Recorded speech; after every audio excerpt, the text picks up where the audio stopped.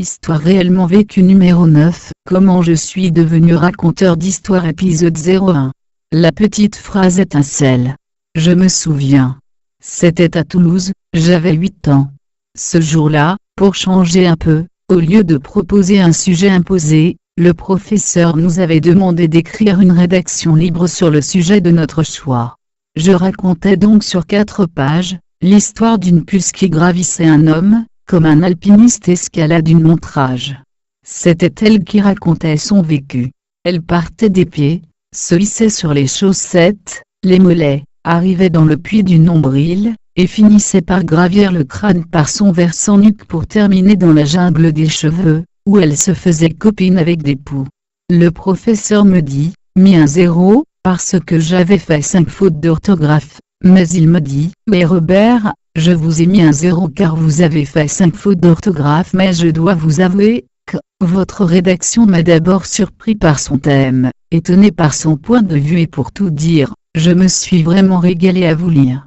En fait, personnellement, j'ai même éclaté de rire tout au long de la lecture. Tout me surprenait dans votre récit. Ce qui est assez rare. Il me précisa. Il n'y a juste que la première phrase qui n'est pas correcte. Il est un peu trop tôt pour vous l'expliquer, mais un jour vous comprendrez pourquoi on ne peut pas écrire cela. Cette première phrase était je m'en souviens précisément. Je suis une puce, née d'un père puceau et d'une mère pucelle. Du coup les autres élèves par curiosité, avaient voulu lire la copie de cette rédaction, et tout d'un coup je me suis mis à voir que leur regard sur moi changeait.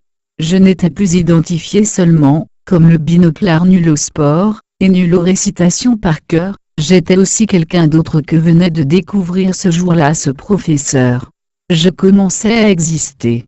Par la suite encouragé par ce même professeur, et aussi par le groupe des filles de la classe qui aimaient écouter mes récits inventés, j'ai continué à m'amuser à écrire des histoires bizarres qui surprennent.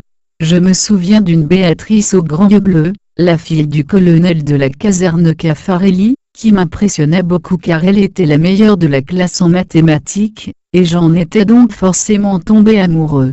Le professeur a demandé ensuite à tous les élèves de faire, comme moi, une histoire où ils se retrouvaient dans la peau d'un animal.